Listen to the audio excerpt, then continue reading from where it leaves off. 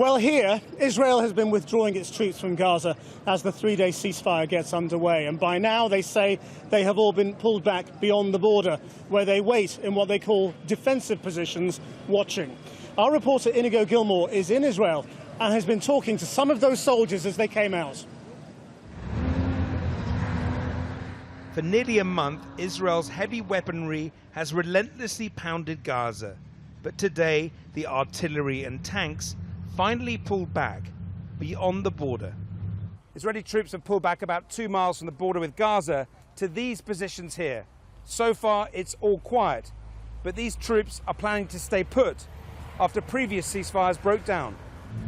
The Israeli army today boldly declared mission accomplished.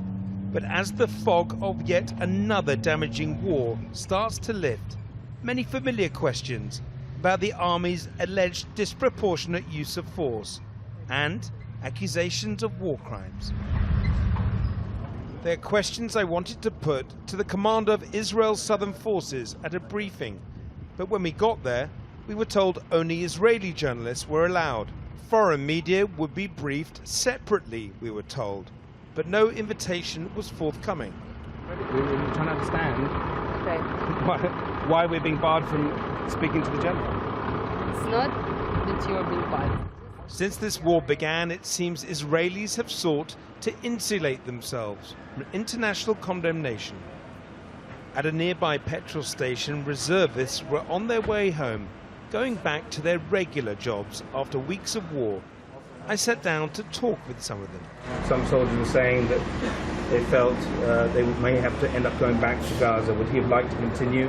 Does he feel the operation is complete? I believe that at some point we will have to return.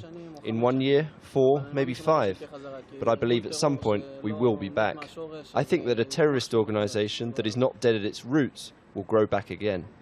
Your closest ally, the United States, has been very critical of the Israeli military and the Israeli operation and hitting of schools in Gaza. Is that a problem for you? Hamas is using human shields of children and shooting from schools and shooting from mosques, and you need to take care of this threat. The people who need to take care of that, they will. If the UN say there are war crimes, get into Gaza and figure the things out. I'm not concerned about But there's war been crimes. many more casualties in this operation than 2009 or the one in 2012. And does that not make people feel some discomfort? Me and all my friends are sorry for all children. All children that have been killed. We're sorry for them, and no one likes to see children dies. No one wants to kill any children. Do you feel uncomfortable, or do you know if any soldiers are uncomfortable about some of the orders they were given or some of the things that they did during this war? It's a hard question to say. Every soldier have sometimes uncomfortable things that you have to do.